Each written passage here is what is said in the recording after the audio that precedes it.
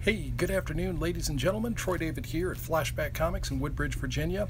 I'm actually supposed to be working. It's Tuesday, and so the new book shipment has arrived. We're prepping for New Comic Wednesday. That'll be tomorrow, the 6th of September. But I just went and saw the Inhumans yesterday, Monday, Labor Day. I took a little bit of time off from my 100 back issue reading challenge, and I was hyper excited about it. I actually enjoyed the movie very, very much. It is the composite of the first two episodes of the series upcoming to Netflix. So get out and see it if it's in a theater near you, and if not, well, it'll be coming very soon to Netflix. The character that got the most focus in this was one of my favorites, one of my all-time Inhuman favorites, is Black Bolt, created by Jack Kirby and Stan Lee back in January 1966. Black Bolt is a character that came out the same month and year that I was born, so I have a very personal connection to this character. Here in the store, I'm holding up a copy of the Inhumans, the origin of the Inhumans. This covers the early Fantastic Four stories with the first appearances of Medusa when she was with the Frightful Four. It also covers the first appearances of Gorgon, and then the rest of the royal family, Karnak and Triton and Crystal, and ultimately Black Bolt himself. Oh yes, and the teleporting dog Lockjaw. By Right of Birth, the Inhumans graphic novel. This had originally come out in the 1980s, and it focused on, after the birth of Medusa and Black Bolt's child, the questions, the struggle that they had with whether or not to subject this child to Terrigenesis, exposing the child to the Terrigen mists, and risking the possibility that their child would have an extraordinarily unusual appearance. Also, I'm holding up The Inhumans, as written by Paul Jenkins and illustrated by Jay Lee. This is also a good collection of a 12-issue Inhumans series, so if you haven't checked those things out yet, they're available and you should do so. Black Bolt, as I said, I was going to focus on Black Bolt. Black Bolt is the king of the Inhumans. He is the first of the two children, his younger brother Maximus. Once upon a time, Black Bolt was not king. Once upon a time, Maximus was not insane.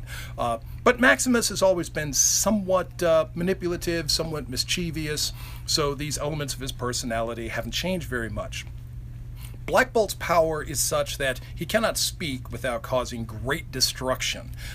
His vocal cords are tied to his ability to manipulate things on the electron level. So at that subatomic level, Black Bolt's voice can cause these molecular oscillations and destroy things. Now, depending on the level that he raises his voice, a whisper can sink a battleship, but a full-on shout can shear the top off of a mountain.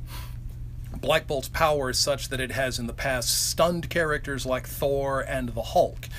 Black Bolt is powerful enough that he has gone head-to-head with the Sphinx. He has gone head-to-head with, as I mentioned, the Hulk, with Thor, with Magneto. Black Bolt is a heavyweight. He is a cosmic heavyweight character. He can also manipulate his energies to increase his physical strength to the point where his physical strength actually matches that of Ben Grimm's. He could channel all of this into an incredibly powerful punch. It's referred to as Black Bolt's Master Blow. Black Bolt can also manipulate electrons to cause short-term molecular transformations. That is to say that he can transmute the elements on a molecular level. Not to the same extent as the Silver Surfer or the Molecule Man, but pretty substantial stuff all the same. Black Bolt is also capable of flight. He can propel himself along faster than Mach 1. I believe his top speed is somewhere around 800 miles an hour. Historically, this has enabled Black Bolt to match the speeds of even characters like Quicksilver. So all in all, the King of the Inhumans is certainly the most powerful of the Inhumans. However, if you've been reading along, you'll know that Black Bolt's story does not begin and end with his own birth, but that the Inhumans themselves have a history that extends back into the early days of Proto-Man, when they were first manipulated by the Kree to be shock troopers in their ongoing struggle against the Skrull Empire.